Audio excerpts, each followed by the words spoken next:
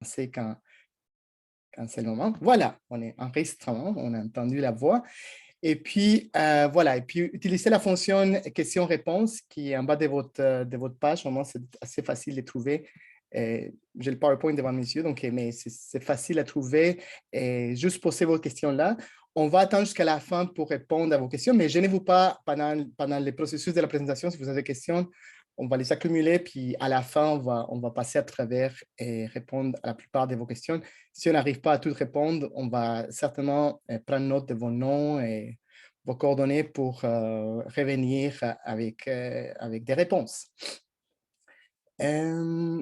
Voilà, donc une petite survol sur l'agenda d'aujourd'hui. On va parler en premier lieu sur les grandes lignes de pourquoi on lance ce système Persona ID. Et on peut les détails, les principes et les éléments de base du questionnaire et tous les processus du système. On fait une petite parenthèse pour souligner certains changements qui sont liés aussi à pourquoi on utilise certaines questions dans les questionnaires. Et puis, on va toucher aussi aux conditions d'utilisation et politiques de confidentialité. Vraiment un survol. Rien ici, en passant, remplace évidemment les documents détaillés qui sont sur notre site ou les principes directeurs qui sont vraiment dans chaque programme. Et à la fin, donc, points 6 et 7, ma collègue Mireille Darvaux va plonger un peu plus profondément dans l'impact que Persona ID va avoir sur les programmes et sur toutes les incitatives, mesures incitatives et programmes qu'on a au fond des médias. Voilà, donc on commence, on rentre en matière. Donc, pourquoi Persona ID? Et je pense qu'on est dû, c'est la première réponse. C'est simple, j'ai rentré en fonction comme partie de l'équipe d'équité inclusion en 2020, puis je dois avouer tout de suite qu'on manquait beaucoup d'informations, de renseignements vraiment pour faire notre propre travail. Et il y a aussi une cri fort de beaucoup d'institutions, d'organismes qui souhaitaient avoir plus d'informations pour vraiment être en mesure d'interpeller les différentes institutions pour faire plus, pour différents groupes qui souhaitaient avoir plus d'inclusion dans le système de financement canadien. Donc voilà, donc on s'est mis vitement au travail, puis on a donc créé, on a mis à la base, voilà, on a notre interprète qui est avec nous. Merci beaucoup. On va essayer d'aller tranquillement pour faciliter la tâche. Donc ici, on parle des pourquoi. Donc premièrement, ce système-là d'auto-identification va nous permettre d'alimenter les processus de prise de décision quant à des changements importants à apporter sur le programme et à nos politiques. Ça veut dire à chaque année, on va être capable de rentrer vraiment en détail, de plonger dans l'information, puis voir si on peut vraiment faire des ajustements importants pour que nos programmes répondent aux différentes communautés et personnes qui sont probablement souvent trouvent des barrières d'entrée ou des financements importants dans le système de financement, au moins du point de vue du fonds de médias. Deuxièmement, ça nous permet, et on va voir ça beaucoup avec ma collègue Mireille, à créer des critères plus clairs et nuancés sur l'admissibilité à certaines mesures incitatives et aux programmes ciblés qu'on a, comme certains d'entre vous savez bien, au fond des médias. Et ça va nous permettre aussi de détecter des inéquités dans l'accès au financement. On va être capable de voir l'identité des personnes qui essayent de chercher du financement et ceux qui reçoivent les financements. Et de plus en plus aussi, l'enjeu de représentation devant et derrière nos écrans. Aussi, avec les temps, ça va nous permettre de suivre des tendances d'une année à l'autre. Si certains groupes, on voit qu'ils sont délaissés ou qui ont une difficulté d'accès, on va être capable de cibler certaines mesures, pas juste avec les programmes, mais aussi avec des programmes qu'on appelle des développements de l'industrie, des programmes de formation, des programmes de mesures d'exportation, différentes mesures qui vont permettre d'aider des groupes ciblés. Puis finalement, ça va nous permettre de faire des rapports pour tout le monde, pour l'industrie en général, et puis être à l'écoute, et puis être vraiment ouverte à votre propre analyse, à partager avec nous vos propres impressions de ces informations-là. Voilà. Et puis voilà, juste pour dire qu'on a fait un pré-lancement de ce système-là l'année passée avec 2 programmes ciblés, donc les programmes pilotes destinés aux personnes communautaires assistées, excuse-moi, en développement, en pré-développement. Puis après ça, on a fait un autre programme pilote des Slate, excuse-moi Mireille, comment on appelle Slate? Programme de développement d'un ensemble de projets. Voilà, c'est ça. Voilà. Merci. Donc,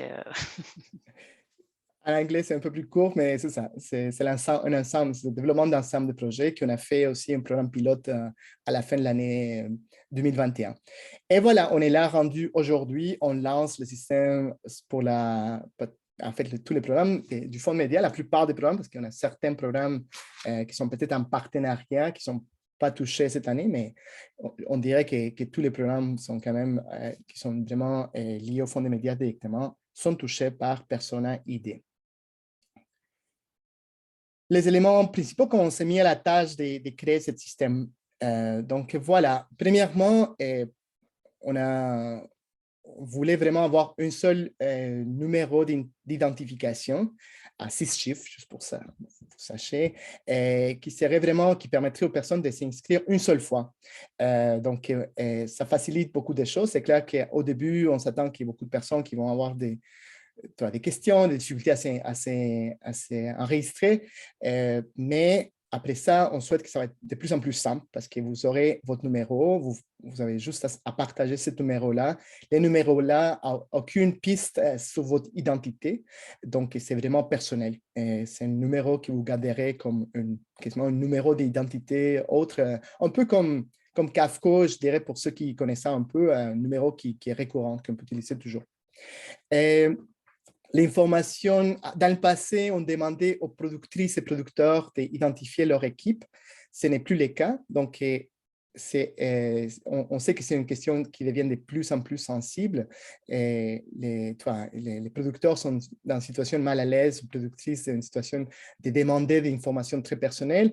Puis, évidemment, les personnes des équipes peut avoir facilement des craintes à partager certains types d'informations personnelles, mais maintenant, ce système-là permet à ces personnes-là de s'identifier directement sur le système.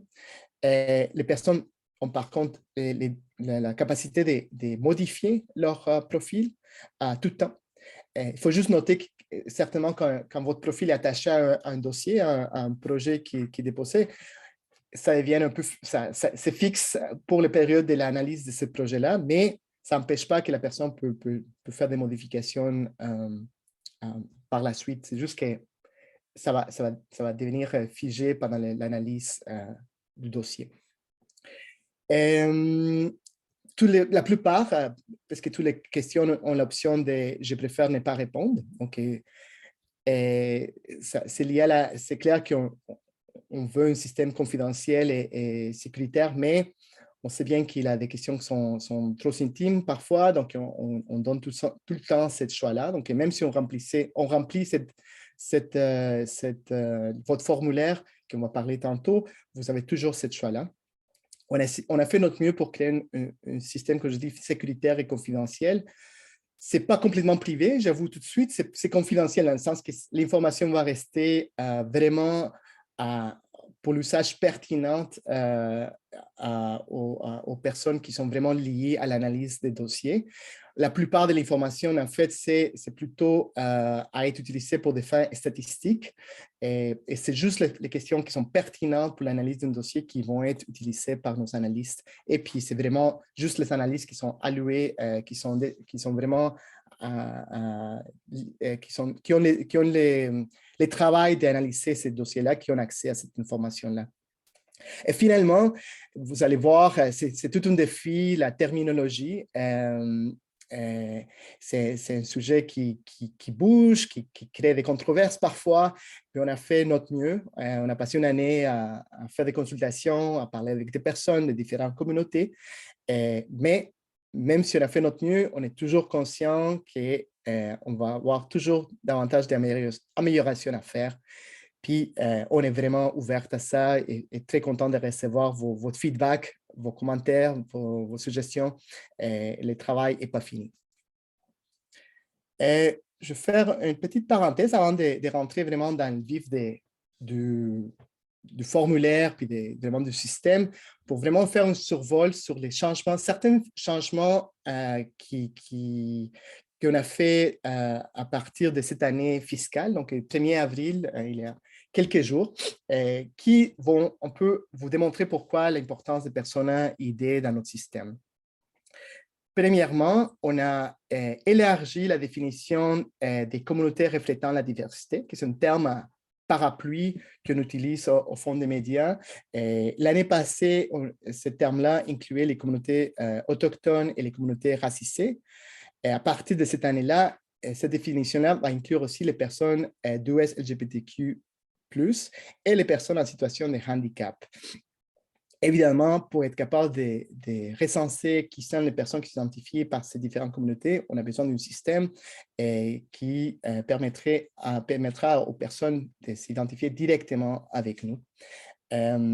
L'autre question importante, c'est un changement qu'on a fait. Donc, à partir de cette année-là, on a aussi élargi les initiatives en matière de parité pour inclure les personnes qui s'identifient comme femmes. Donc, évidemment, pour inclure les personnes trans, les femmes trans.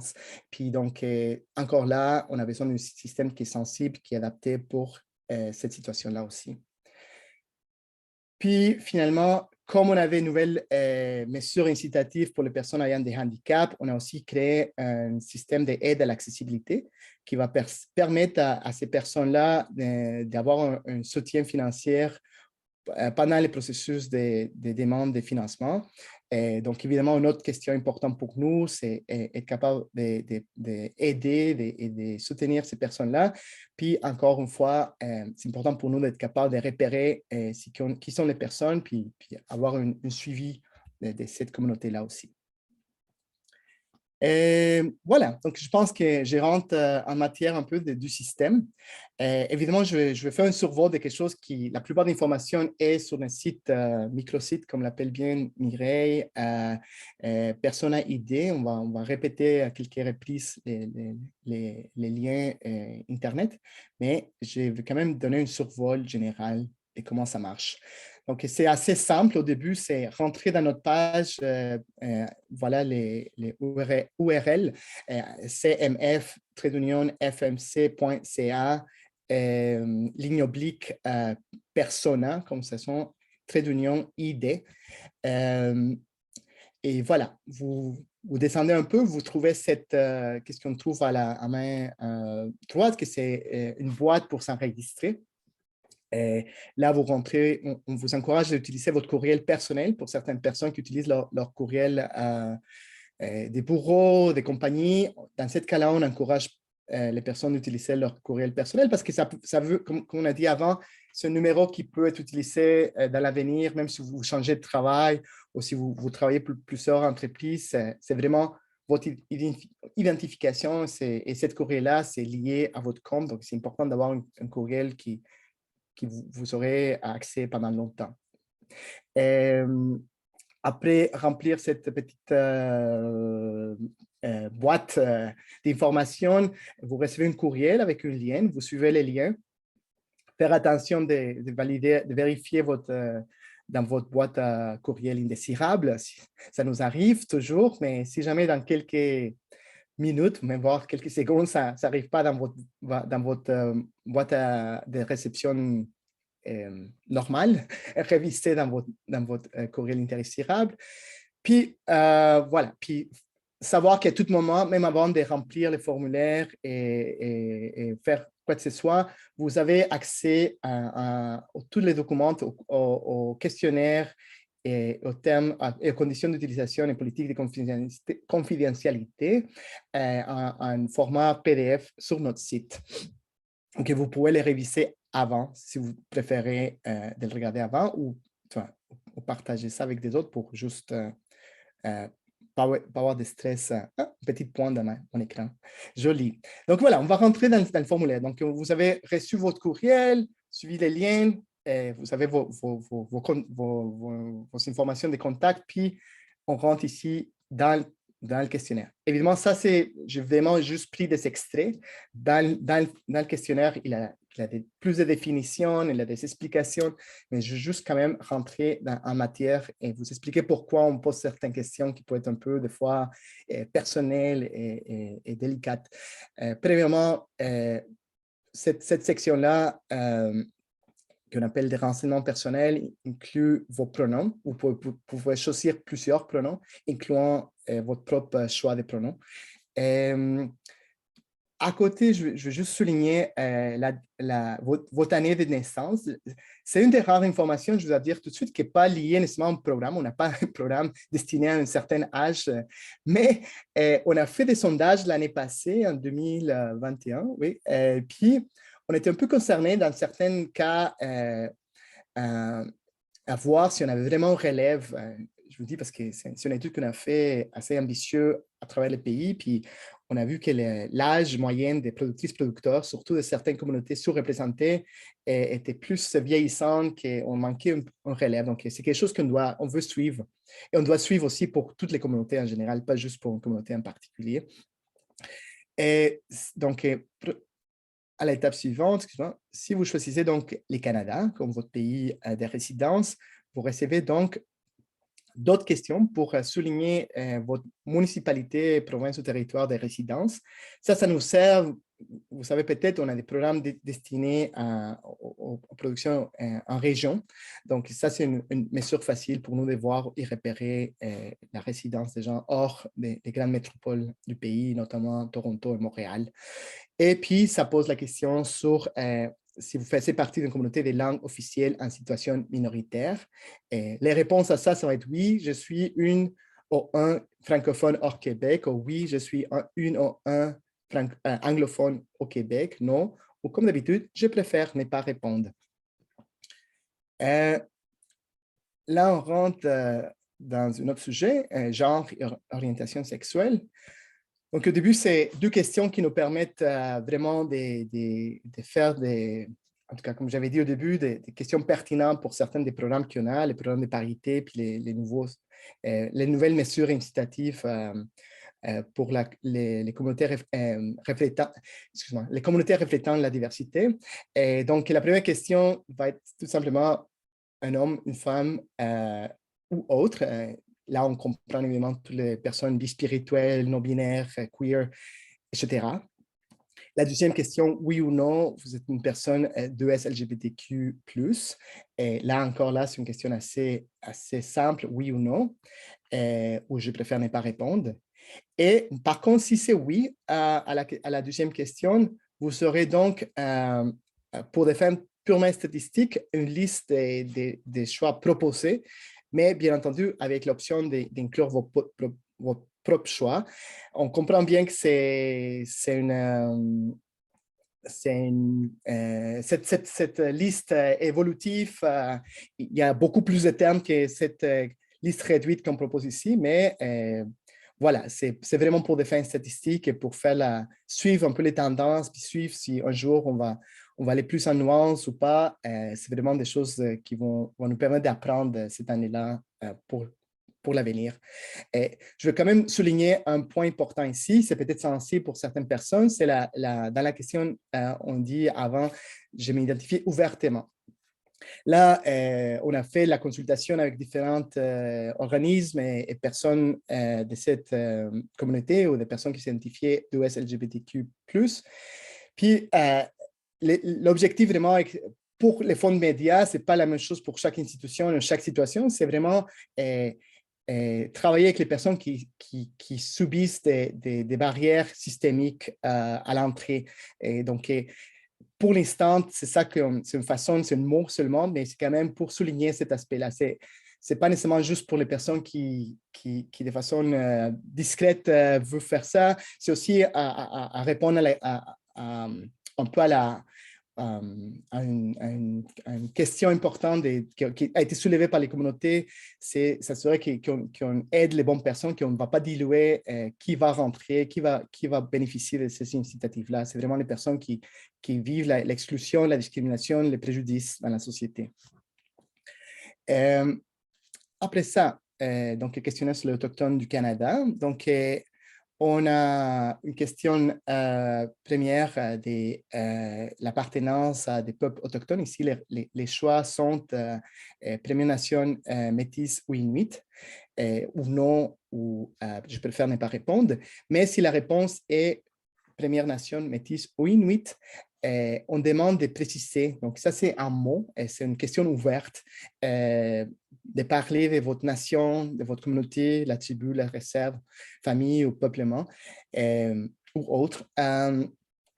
Peut-être certains parmi vous sont au courant. Actuellement, il y a des discussions importantes, notamment avec les bureaux des écrits autochtones, pour trouver une façon plus systémique de voir la validation de cette information-là. Pour nous, c'est vraiment juste le début, mais c'est important d'avoir l'information de base pour pour savoir plus des personnes qui sont identifiées comme autochtones. Puis, en deuxième lieu, on pose la question de la langue. En fait, d'ailleurs, vous allez voir que la langue, c'est importante, mais c'est surtout parce que nos programmes autochtones, c'est lié aussi à du contenu dans des langues autochtones. Donc, on veut faire le suivi. On est conscient, après nos consultations, qu'il y a certaines communautés qui ont la difficulté vraiment à produire dans leur langue, d'autres qui sont plus à l'aise, d'autres qui sont en transition. Donc, on veut vraiment faire le suivi de l'état des langues autochtones dans le pays. Toujours maintenant sur l'identité ethnoculturelle. Donc, on a une question donc ça c'est souvent un peu une controverse. Je dirais que c'est une des questions avec laquelle on a eu plus de discussions puis plus de consultations. Pour arriver à une liste de catégories, on appelle ça normalisé.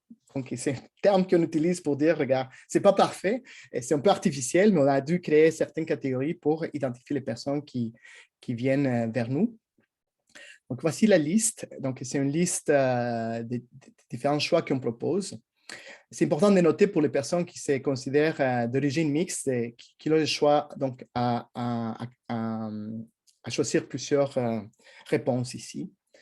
Et est important à noter que les catégories qui sont marquées avec un astérix, j'ai mis en rouge pour les rendre plus clairs, sont actuellement considérées sous la définition, excuse-moi, des communautés racisées selon les fonds des médias. Donc, voilà.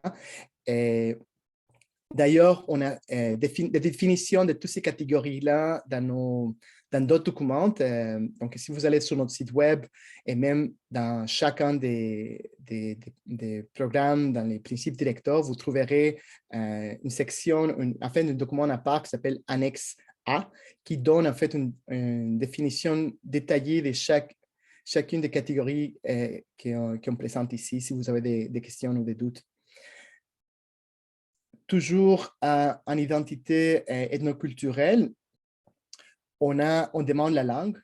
Comme vous savez peut-être, on a un programme de langues diverses, donc pour des langues qui ne sont pas l'anglais, le français ou des langues autochtones. Donc encore là, on veut juste savoir. C'est vraiment des fins statistiques. On n'analyse pas dans aucun cas les langues pour les critères d'admissibilité à des programmes ou à des initiatives, mais on veut savoir l'état des langues parmi notre communauté, nos clients, nos productrices et producteurs. Et puis, je sais pas, voilà. Et puis, on a laissé cette question ouverte. C'est quelque chose qu'on a aussi appris dans nos consultations. Au Canada, beaucoup de personnes souhaitent utiliser d'autres termes. Donc, même si on donne des termes un peu, des catégories plus figées, je dirais un peu plus à l'américaine, en gros guillemets, différentes catégories, on trouve que les gens préfèrent vraiment aller vers d'autres termes. Donc, on donne ici la liberté, puis on va quand même suivre de près les termes que les gens proposent ici. Donc, il y a des gens qui préfèrent, qui se sentent peut-être mal à l'aise avec, c'est-à-dire une personne blanche ou une personne de l'Asie de l'Est, etc., préfèrent vraiment aller vers leur pays d'origine ou un terme qui a plus de liens avec leur religion ou d'autres termes qui sont plus pertinents. Donc, on évite à partager vos termes. Moi, je suis latino-américain, mais je serais à l'aise à dire colombien et dire mestizo. C'est un peu un terme que j'aurais utilisé ici, juste pour donner un exemple de qu'est-ce qu'on veut dire avec les termes. Finalement, donc, les personnes en situation de handicap, c'est une section importante aussi, comme on avait dit. La première question, c'est assez simple, c'est oui ou non. Je suis une personne vivant avec un ou plusieurs handicaps. Donc, si la réponse est oui, voilà. Donc, on demande de préciser plus en détail quel type de situations vous parlez. Donc, on a une liste proposée, mais aussi un espace pour inscrire votre propre définition ou votre propre terme dans cette section-là. Donc là, c'est quelque chose c'est la première fois qu'on le fait. Donc, on a autant dans cette formule-là comme dans notre aide à l'accessibilité, on est en mode apprentissage cette année-là. Donc, on est vraiment ouverte à vos commentaires par rapport à cette liste-là. Puis, deuxièmement, on propose une liste des mesures précises que les gens souhaiteraient avoir. Par exemple, une interprète LSQ pour parler avec nous ou d'autres mesures ou d'autres technologies qui vous permettraient, faciliteraient la tâche d'accéder aux fonds de médias. Et encore là, excuse-moi, on a toujours l'espace pour remplir avec vos propres mots votre besoin particulier. Et voilà, Mireille, j'arrive presque à la fin. Et donc, je veux juste un survol des conditions d'utilisation et politiques de confidentialité. Et comme la plupart d'entre vous, c'est difficile de lire, comme on dit en bon français, les fine print, mais je vais quand même dire que c'est important. On vit dans une époque où la vie privée est un risque, puis je suis un des premiers à être conscient de ça, mais on essaie de mettre ça dans les termes les plus simples, plus familiers au monde, mais c'est clair qu'il y a 2-3 petites clauses qui sont plus dans le milieu légal, parce que c'est ça, c'est quand même un document légal, mais je vais quand même souligner quelques points importants. Donc, toujours, on va traiter toute l'information ici en suivant les politiques de confidentialité du Fonds des médias du Canada.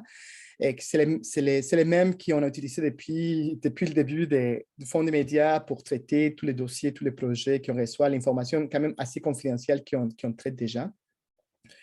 Et on vous donne quand même, vous déclarez et vous garantissez que l'information soumise est exacte, donc on fait confiance. À prime abord, on vous fait confiance. Et vous pouvez modifier, comme j'avais dit avant, l'information à tout moment. Ça, pour nous, c'est important. C'est important de souligner que la plupart des renseignements vont être rendus anonymes et agrégés pour des fins statistiques. Donc, encore là, pour les fameux rapports qu'on souhaite faire. Donc, personne à l'extérieur de nos analyses vont vraiment être capable de voir. Je vous dirais, même moi-même, je reçois des rapports actuellement qui sont déjà agréés ou au moins qui n'ont pas de nombres attachés au cas. Donc, c'est vraiment des chiffres, les numéros personnels ID qui apparaissent dans tous les échanges que j'ai ici à l'interne. Mais par contre, c'est ça, je dois souligner qu'il y a un accès limité aux renseignements. On pourrait répondre à des questions sur ça si vous souhaitez, mais c'est clair que ça va nous permettre de faire le travail. Donc, c'est confidentiel, mais ce n'est pas secret. Donc, on a des analystes qui vont analyser l'information puis vraiment évaluer chaque dossier. C'est important de souligner aussi que si votre nom n'est pas attaché à un projet, il n'y a aucune raison que personne va avoir accès à votre information. C'est important à le dire. Puis finalement, quand même, le fonds de médias a le droit de supprimer ou désactiver des comptes qui semblent inexacts, redondants ou frauduleuses. Donc, c'est important à souligner parce qu'on est dans une époque importante avec cette notion-là, puis on va être à l'écoute, mais en même temps, on va être vigilante sur qu'est-ce qui se passe. Ah, voilà, Mireille, j'arrive à la fin, donc c'est ton tour. Merci, Diego. Écoute, beaucoup d'informations, hein, merci. C'est vraiment précieux là, de pouvoir avoir l'information sur ces formulaires. Puis on pourra vous donner un petit peu plus tard là, à la fin là, juste des précisions sur où nous écrire et pour quelles raisons. Donc, en fait, le persona ID est aussi requis, là, comme vous avez pu le voir, étant donné qu'on a beaucoup de changements au programme qui sont en lien avec persona ID. On a souhaité vous faire une présentation avec comment ça se joue avec les programmes, qui est complémentaire finalement aux outils qui sont déjà disponibles, soit sur le microsite de Persona ID ou dans des documents qui sont disponibles en lien avec les programmes. Et je tiens aussi à faire la promotion de la présentation qui aura lieu la semaine prochaine, qui va vraiment être détaillée sur les changements au programme. C'est le 21, donc le 21 avril à 11 heures en français et à 14 heures en anglais. Donc, c'est concernant les changements apportés au programme là, cette année au principe directeur. Donc, on peut passer à la prochaine diapo. Diapo. Je suis loin d'être dans un monde numérique. Donc, pour ce qui est des programmes, en fait, l'ensemble des programmes qui sont dans les volets soit expérimental ou les volets convergents, on a pris une approche que plusieurs connaissaient, ceux qui étaient familiers avec les programmes, qui était l'approche qu'on avait pour la parité, où on utilisait dans le fond 40 des postes admissibles désignés pour pouvoir calculer là, dans le fond la parité pour un projet. Donc, dans les programmes sélectifs pour tous les programmes, dans tous les volets, on a certaines grilles d'évaluation où vous verrez qu'il y a 2 points d'accordé pour une communauté reflétant la diversité et 2 points pour la parité. Donc, ce que ça veut dire, c'est que ces pointages-là vont pouvoir être attribués avec l'information qui sera contenue dans le numéro persona qui sera soumis avec la demande. Donc, on parle de 2 points. Si on n'a pas le numéro persona, ça ne met pas en péril un projet, mais pour pouvoir l'avoir, l'obtenir, ça vous prend vraiment le numéro au dossier qui pourrait permettre là, de l'obtenir. Donc, voilà pour ces 2 points pour la grille d'évaluation qui sont dans tous nos programmes sélectifs ou presque. Ensuite, on a aussi un autre élément qui est la portion réservée du budget. On a plusieurs programmes pour lesquels on a un 25 qui a été, en fait, qui est mis de côté, qui est préservé finalement pour les communautés qui reflétant la diversité. On a le programme de conceptualisation qui, lui, est dans le volet expérimental, le programme de pré-développement et dans le cas du programme de soutien aux premières étapes de développement, ce n'est pas un 40 des postes admissibles qui est regardé, mais comme c'est le requérant qui est l'auteur qui soumet son projet, en fait, on va regarder que cet individu-là, dans le fond, réponde aux critères d'une communauté reflétant la diversité pour avoir accès à ce 25 qui est réservé, mais qui est exclusif, mais ils peuvent avoir accès au reste du budget là, si on n'a pas le numéro persona également pour cette portion réservée de budget. Si on continue. Alors, dans le volet expérimental, j'ai entendu déjà la question, quels sont les postes admissibles désignés quand on parle des postes admissibles désignés? Bien, vous allez les retrouver dans les principes directeurs là, des programmes, mais globalement, là, pour avoir une bonne idée, on parle pour tout le volet expérimental, sauf pour le programme pour les séries numériques linéaires, qui est celui-là est un peu plus près des programmes convergents. Donc, pour les autres programmes, c'est vraiment 40 de l'ensemble cumulé des postes de producteurs ou productrices, de productrices exécutives, réalisatrices ou réalisateurs, y compris directeur technique, directrice ou directeur de création, directeur artistique, puis directeur interactif. On a aussi les programmeuses principales, conceptrices ou concepteurs, ou les chefs de projet. Donc, vraiment des postes qu'on est habitué de voir dans les volets expérimentaux. Puis, on regarde ces postes-là, puis c'est le 40 de l'ensemble cumulé de ces postes-là qui est évalué pour pouvoir répondre à la question, dans le fond. Donc, voilà. Donc, que ce soit pour la parité ou pour les communautés reflétant la diversité. Donc, ça, c'était pour ceci. Donc, si on parle maintenant du volet convergent. Alors, dans le volet convergent, on a 2 programmes où je vais attirer votre attention parce que ces programmes-là sont essentiels pour qu'on puisse confirmer l'admissibilité. Dans le fond, on va avoir besoin d'un numéro persona. Le programme autochtone et le programme pilote destiné aux communautés racisées.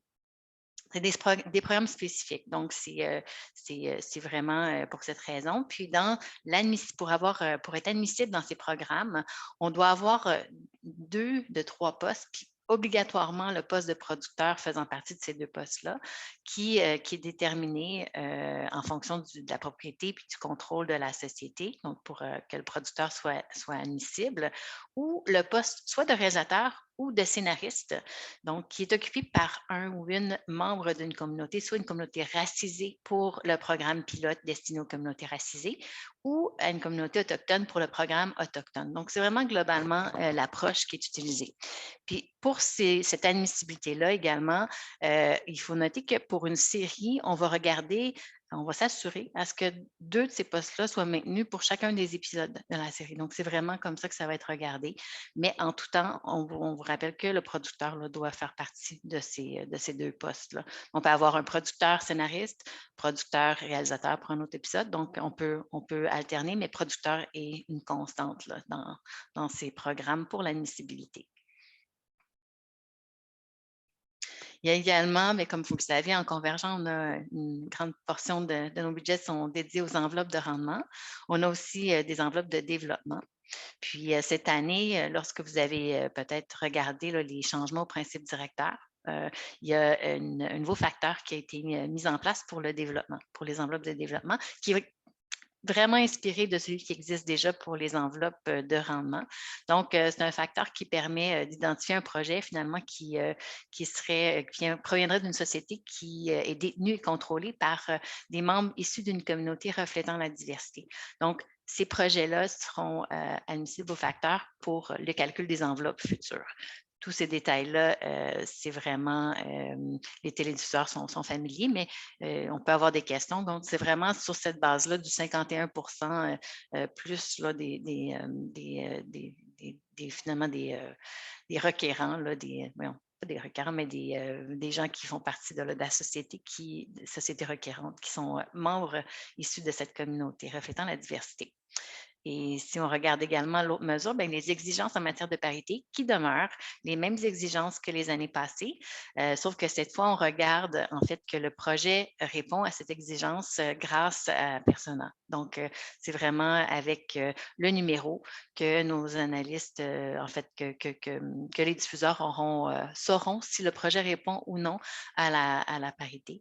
Et comme on disait un peu plus tôt, là, je sais que Diego a parlé finalement que l'information n'était jamais divulguée, que c'était un rapport agréé. Et puis, ce rapport-là, en fait, va indiquer si un projet répond oui ou non aux facteurs ou oui ou non à la parité. Mais on n'aura pas le détail de pourquoi et pourquoi pas. Donc, c'est vraiment comme ça que ça va être présenté. Et en convergent, quels sont les postes désignés? Et comme on le disait tout à l'heure, on a, en plus du volet convergent, là aussi le programme du volet expérimental qui est pour les séries linéaires numériques. Donc, on a les postes suivants, donc les postes de producteurs, productrices et toute la liste là, que vous pouvez voir qui est aussi disponible dans nos principes directeurs, dans le manuel des enveloppes de rendement. Donc, ces postes-là, ainsi que l'équipe de création. Donc, on entend par équipe de création scénariste ou réalisateur, réalisatrice d'un projet. Donc, ça, c'est vraiment ces postes-là qui sont regardés du côté du volet convergent. Si on parle un petit peu finalement du formulaire de demande dans Dialogue. Lorsque vous faites une demande là, pour un programme chez nous, c'est à travers la plateforme Dialogue que la demande va se faire. Et on a remplacé plusieurs sections qui étaient existantes auparavant dans le formulaire. On les a remplacées par justement ce numéro personnel. Il y a un espace maintenant qui est dédié. Donc, on a remplacé, par exemple, il y avait des questions auparavant où le requérant devait mentionner le genre, si la personne était autochtone. Donc, il y avait des informations qui étaient là. Elles sont retirées, puis c'est vraiment le numéro qui prend cette place. Donc, on n'a pas d'autre façon de pouvoir le déterminer qu'avec le numéro personnel qui sera au formulaire dans le dialogue. Donc, ça, c'est pour le personnel clé. Puis, on a créé également une nouvelle section qui est concernant les administrateurs et actionnaires des compagnies. Donc, une nouvelle section qui va permettre de voir les individus avec leur numéro personnel pour pouvoir confirmer, là, justement, comme on parlait plus tôt, du 51 ou plus là, de membres qui détiennent et contrôlent là, la société. Bien, ça va être à travers cette section-là.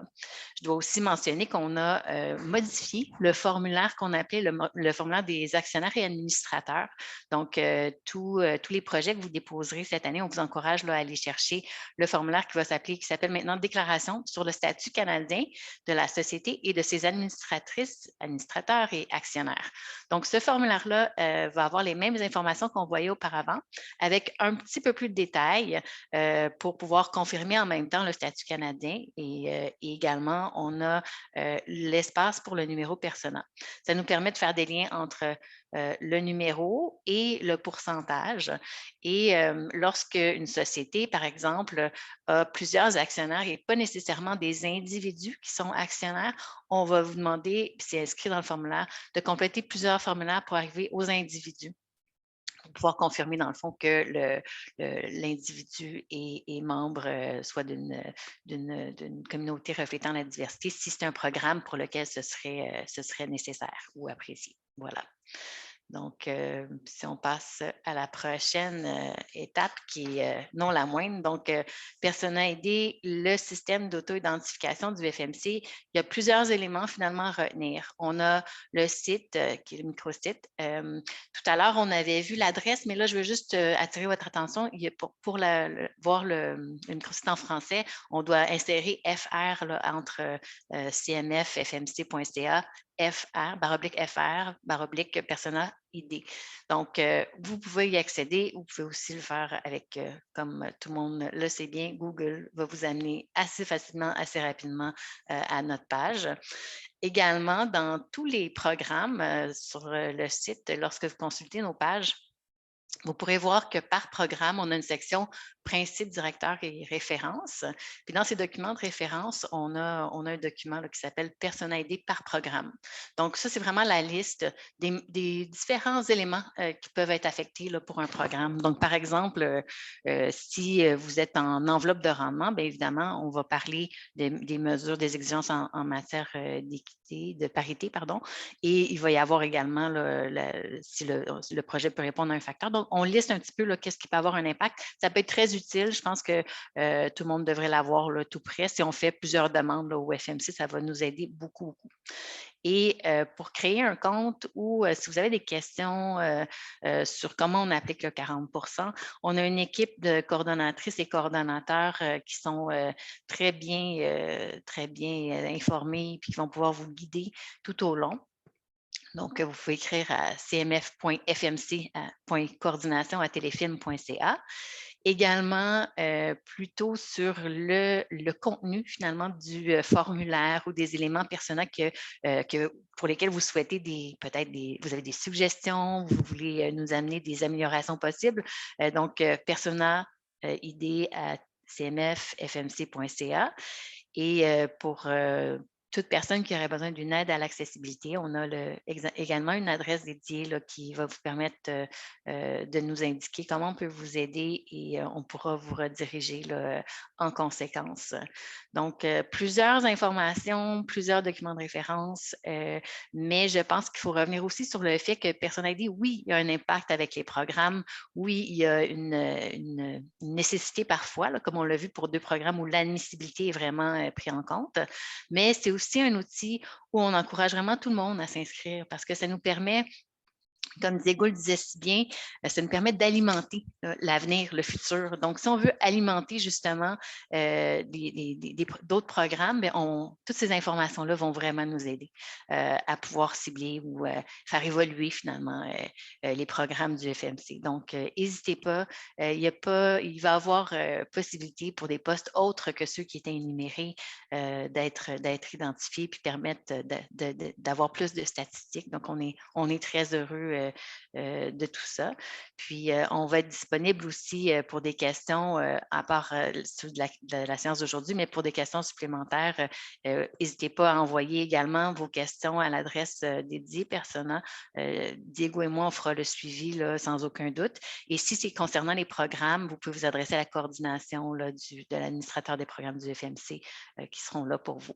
Donc, voilà, j'espère qu'il nous reste un peu de temps, pas beaucoup. Désolée, on a parlé beaucoup, mais on est là pour vos questions, donc Diego et moi. Et ben, merci beaucoup d'avoir été là ce matin. C'est très apprécié. Oui, merci. Et je vous sauve de la couleur. Tout de suite, on arrête ça. Puis, on a déjà une question, Mireille. Laisse-moi ouvrir ça. De toute façon, on a commencé un peu en retard, donc on peut aller quelques minutes plus. On va prendre la Oui, question. donc c'est une question d'Amélie Gilbert, c'est bien ça? Donc, bonjour Amélie. Donc, est-ce que Persona aidé sera exigé lors de la phase 2 des projets soumis lors d'une année précédente et qui n'ont pas encore été fermés? En fait, la réponse pour l'instant, c'est non. Parce que, en fait, on a modifié les formulaires pour les projets et qui vont être déposés à partir de cette année. Donc, l'espace réservé au numéro Persona sera disponible seulement que pour les projets là, qui commencent en 2022-2023. Donc, voilà pour cette question d'Amélie. Merci. Super.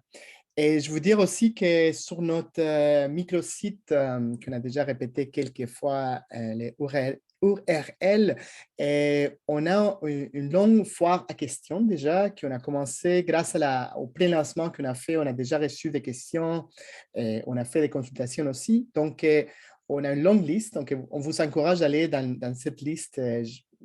S'assurer avant de nous appeler, peut-être c'est une réponse peut-être plus rapide par cette moyenne-là. Juste vous encourager. C'est bon, on avait une question. J'imagine que tout est très clair. On a trop bien fait notre travail, donc tout est tellement clair. On vous rappelle aussi, on fait une deuxième séance en anglais, encore Mireille et moi-même, à 14 heures hors de l'Est. Et donc, les liens, tout se trouve sur notre site ou sur les infolettres. En tout cas, on a fait quand même on a envoyé beaucoup d'informations. Donc, si jamais vous avez raté ça ou vous avez des gens qui pourraient être intéressés, c'est toujours le temps de s'enregistrer. Et voilà. Écoutez, on aura certainement des questions de suivi qui vous viendront à l'esprit après la séance. Donc, n'hésitez pas à nous écrire. Toutes les informations là, pour les adresses spécifiques pour nous écrire sont également là, sur le site là, Persona aidé. Si vous y allez, vous allez retrouver toutes ces informations-là. Puis, ben, écoutez, au plaisir de vous voir. Merci beaucoup pour cette séance. Je ne vois pas d'autres questions pour l'instant. On peut peut-être… Non, on a une merci. Moi, je dis aussi merci à Sylvie Bergeron pour votre travail. Merci Emmanuel Carrière qui nous a aidés dans la technique puis à faire un peu la connexion. Et merci à vous toutes et tous pour être présents dans notre séance d'aujourd'hui. Puis on se revoit sûrement.